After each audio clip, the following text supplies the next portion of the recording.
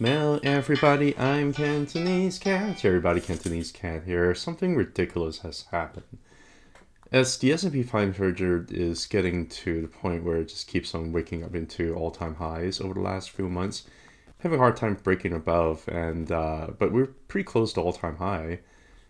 And QQQ and the Nasdaq's also getting pretty close to all-time high here. The RWM has dropped a lot, sure, but this is a higher low, right? Dow Jones Industrial also looks like it's forming a very, very nice bull flag over here. ARKK has done exceptionally well, just making higher highs and higher lows over here, right?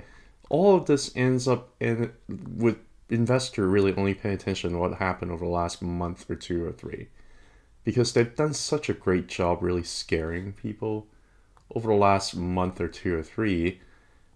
And people don't like these kinds of uncertainty where it just kind of goes nowhere, right? Especially over the last few days, they just plummeted the stock market like nonstop, right?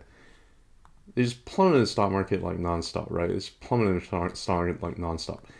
And as a result, people forget about what is going on from the macro perspective, which is that it is basically just keeps on making higher highs and higher lows, right? That's all the stock market has been doing. This whole thing is a scam. So what do people think about what's going to happen over the next 6 months? Not now. Get out of it. Yeah. What do people think about what's going to happen over the next 6 months? There's this thing called AAII Investor Sentiment Survey. It's been around since 1987. This is the one that like a lot of people really look at. This is the one that's probably got the most reliable data. And on Thursday, this usually comes out on Thursdays, and I guess this week it ended on a Wednesday, but it's got greater than 60% bears. So most investors, and this is particularly we're talking about retail, most retail investors are bearish on the market, and overwhelmingly so. This is a 1-year high. Matter of fact, this is actually quite historic. Because if you actually trend the AI sentiment over time, and you can do that through a website here called Macro Micro, you can see that we've only really, ever since over the last, how many years has it been? This is like in January 2009, right? Over the last 16, 17 years, you really only have had 3 readings where the sentiment is about 60. The most recent one is just this past week, right? This just happened. The second time when it's greater than 60 was right around September 2022. The market bottomed in October 2022. So this is when the most people are most bearish at, right there, right? And then see what happened afterwards. I'm not saying the same thing is going to happen, but I'm just kind of pointing out. I'm just pointing out data. That's all, right? Greater than 60. That's what happened last time. You didn't even have greater than 60 during COVID, right? What about the time before that, where it's greater than 60? Well, this is 70 right here. That was around March of 2009. What happened around March of 2009? March of 2009 was right here. That's when it bottomed from the Great Financial Crisis. That was the other time when the sentiment is that low. Now, I'm not saying that things are not going to go lower. Things can always go a lot lower, but I just think that these are very, very interesting data points when markets kind of getting close to all-time high and the investment sentiment is just so terrible and so bearish. That really gets me wondering whether or not it's throwing a lot of people off sides. I'm not talking about like 40%, 50%. I'm talking about 60% or greater. These things are extremely rare. This is how terrible the sentiment is right now. Looking at the fear and greed index here for crypto, for Bitcoin, it was in extreme fear yesterday. It was a 10. That's also very, very, very significant. And then now it registered again today, and now it's 16. It's still in extreme fear zone. When Bitcoin really has just been doing actually objectively relatively well, right? Higher high forming a higher low, trying to find a higher low. Nobody knows how low the higher low is going to be. A lot of people calling lower numbers. I happen to not think that necessarily has to go lower. But I made another video kind of telling you why that is. This is a bearish engulfing candle oh no, it's on relatively declining volume, so I'm not really that concerned about this candle over here. But it's trying to find a higher low here when the sentiment is extremely bearish. This is like not usual, right? A lot of people are kind of making a lot of narratives out there, and I don't know how the market makers are able to kind of throw people off sides like this, but this is not right. What's going on with the market? Let's look at individual things over here, right? I'm just going to look at SPY here. I'm going to look at the daily chart. I'm going to pull up my Gann chart here. A lot of people may not believe in the Gann, but look at how great the market symmetry is here, right? I'm turning off the volume and give you a better view. You can see that all it's doing right now is trying to close this gap over here, right? This whole uptrend over here has been extremely unhealthy and needed this kind of correction to really try and cool things down, right? You can actually see how many gaps there were, up like 1, 2, and 3 gaps, right? Over here, this move where it cleared that gap. Over here, this move where it cleared that gap. And it was going to go up here, but it got rejected here, a horizontal zone, came back down, decided to close this gap right here, and bounced right into the lower part of the arc, right? Where it got kind of support over here over and over again, right? Where it was initially resistance over here in upper arc, resistance here in lower arc, pushed through, and you did backtest number 1, 2, and 3. What do you think that is going to happen next? This is going to mean there's a backtest number 4, 5, 6, 7, 8. Those are kind of not high probability. Plus, usually a gap close usually mean that there's going to be some kind of support being found here. Now, don't get me wrong, it can always break lower, it can always go down lower. Don't get me wrong. Like, this is just an arc. It doesn't always have to hold the support, right? Just like this arc over here was a little bit of a false breakout. You know, this arc over here is a little bit of a false breakout. But it's following market symmetry here relatively well, right? What about the Qs? The Qs look like it's just forming a little bit of like a touch here again around the $500 zone, which is a pretty important psychological level, right? You see it how it took a while, months to try and break about this zone over here, right? And you finally was able to break this zone here for a gap up over here. Doesn't mean that this gap has to fill. Doesn't mean I have to come back and fill this gap around like 492.88. It is possible. It is possible. But because SPY had filled its gap, and the SPY has already filled the gap over here, I'm not sure NASDAQ has to. Because they already tried to fill that gap. But they weren't able to push through, and now you just basically enter a $500 zone here again. So far, we're finding some support here at a great psychological level, right? We'll see whether we bounce from here. If not, yeah, if it closes the gap, it's only be like $8 down. It's not anything concerning. IWM, what happened? Gap close over here, right? We finally closed this gap that's been left open for about almost 5 months. Do we have any gaps that they want to close? Like, gap close basically just mean they're going down and grab liquidity. Do we have any other gaps that need to be closed here on the recent time? No other gap got closed over there. All these gap got closed over there. Uh-oh, you got a gap down here. Doesn't mean I have to get closed. No, I don't think so.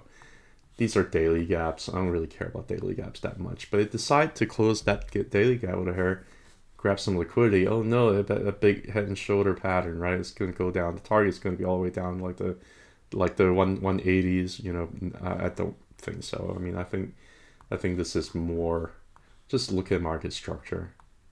Just look at market structure. This is a big giant cup over here, and this is a big giant handle over here. So I don't think that this is anything scary. Bollinger Band is still looking pretty decent. 20 moving average is still up pointing. This is still a bull market until otherwise noticed, right? This morphology over here looks like maybe we're about like early to midway through the bull market. It looks like we probably got another year and a half potential for it to go, right? Mostly just forming higher highs and higher lows over here. Nothing to see here, really. Broke down underneath the 10 and unfortunately decided to kind of hang out somewhere here in the middle. Have we had anything like this happen before during previous bull markets? Not really. You know, I think generally it follows the 10 up pretty well. So yeah, this is a little tiny bit of an anomaly. Does it mean that the bear market is over? No, I mean, far from it. The Dow Jones Industrial looking pretty decent, right? Close all-time high, got a very nice flag up here, right? ARK Fund what's been doing. Now I'm just going to put it in context, right? SPY almost getting to all-time highs over here, right? Ridiculous. QQQ almost all-time high here, ridiculous. IWM higher highs, higher lows. Dow Jones close to all-time highs.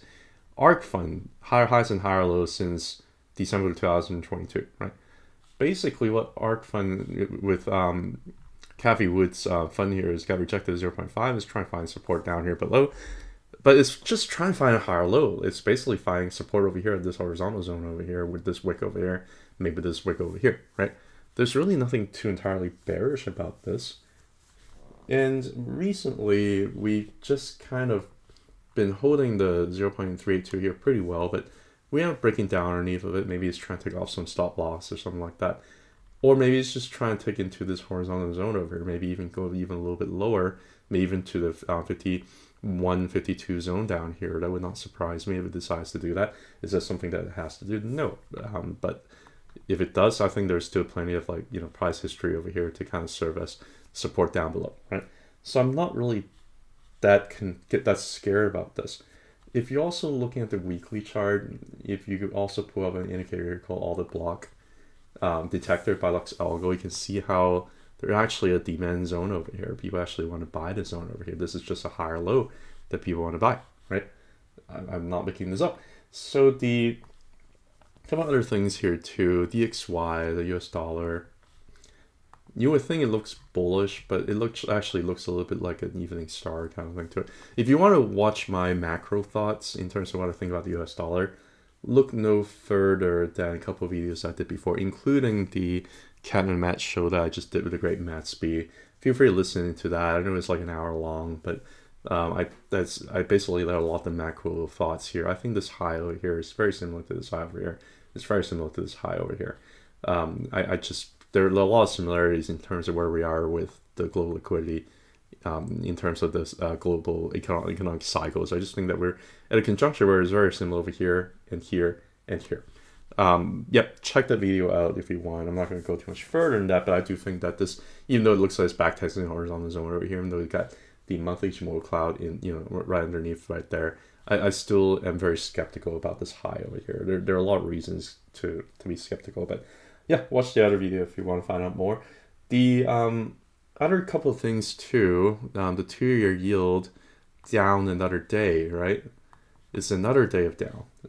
It's just been plummeting down here really ever since recently when the Fed says that they're not going to cut rates. Yields just decide to cut it for them, right?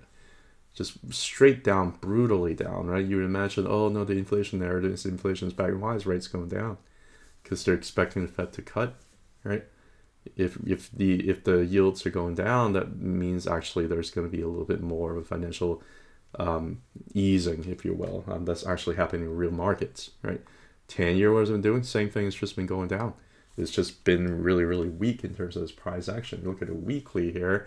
Look at this. It's a crazy fall in there for the 2-year and a crazy fall in there for the 10-year, right?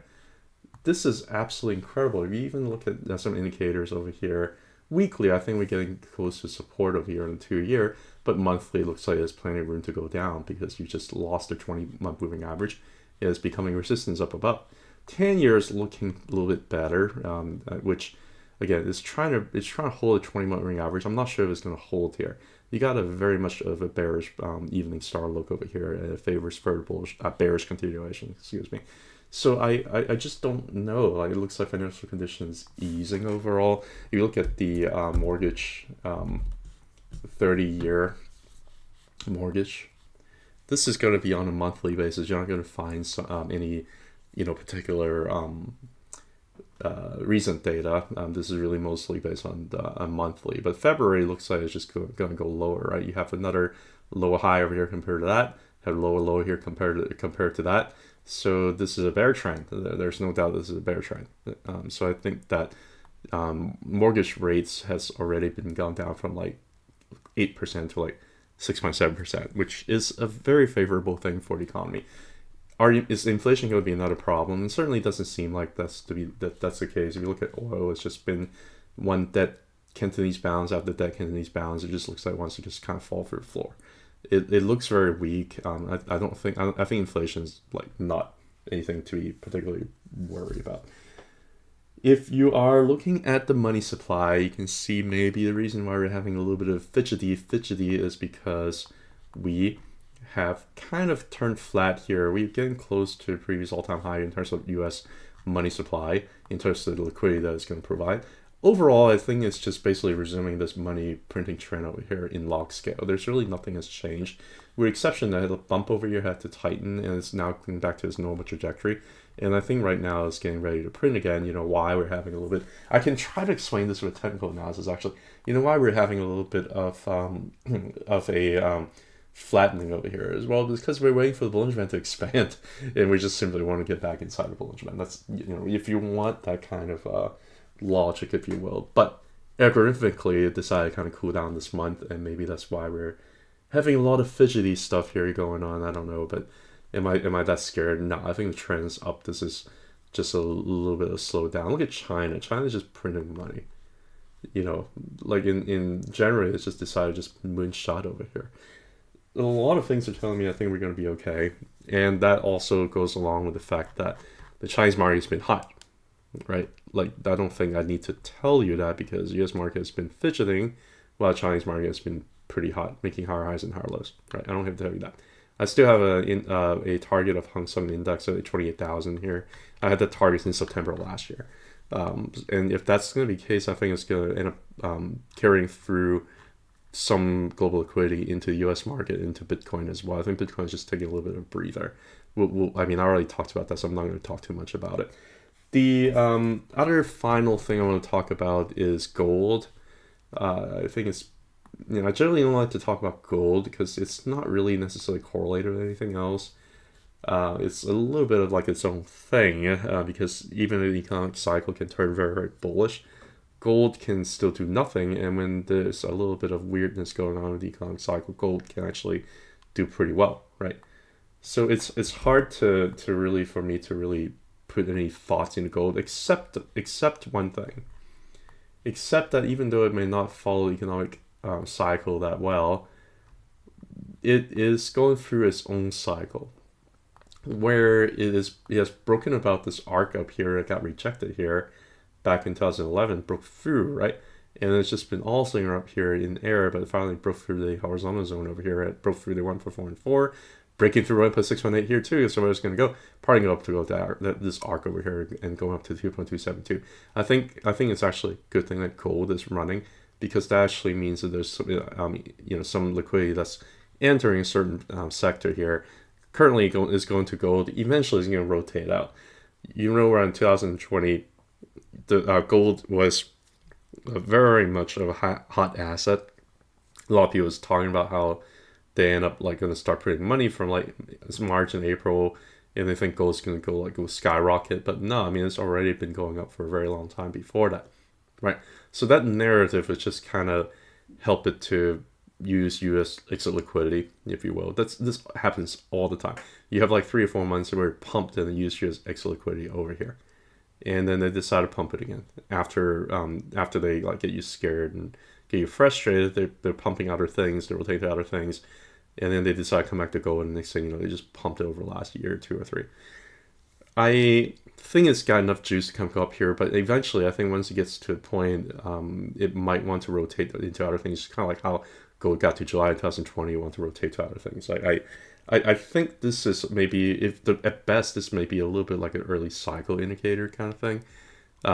But it's hard for me to really, you know, chart gold per se. Finally, I only have one thing to say about copper. Copper, they call it Dr. Copper. Copper is supposed to tell you the health of the economy. You can see how it's trying to break about this zone over here. It's been trying to bring about the zone over here, bounce off the monthly Ichimoku cloud here perfectly fine. This is a very healthy bull trend. Looks like it wants to just break above, right? If copper breaks above, we should worry about inflation, maybe, but also it's a reflection of very healthy industrial activity, productivity, things like that. So that's why people like to look at copper, and copper looks extremely healthy right now. Looks like a very nice ascending triangle. Looks like it wants to break above. And that also goes along with, what else does it go along with? It also goes very well along with global liquidity. Okay. I can show you here, even on the weekly here, a little bit more clear. You can see how copper really just seems to be correlating very, very well with global liquidity. If global liquidity does well, copper does well. Global liquidity is already broke above all-time highs here and already backtest the zone over here. And copper is trying to break through this resistance zone over here. I think it's going to, based on technical analysis. which tells me I think global liquidity is also going to go up. Except that you're going to have some of these like volatility here, right? Higher highs, higher lows. It looks like it wants to go up higher though. I don't have much else here, guys. I mean, I think that this is a macro bull trend, and I'm not going to get too bearish about a little bit of back test here at the 1.272 fib level.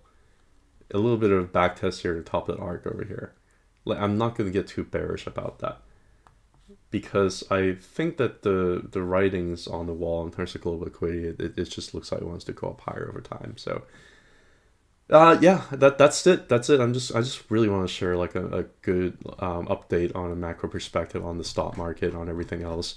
I can talk a little bit more about what I think about the Mag 7, but that might be a little bit of a different video for a different time.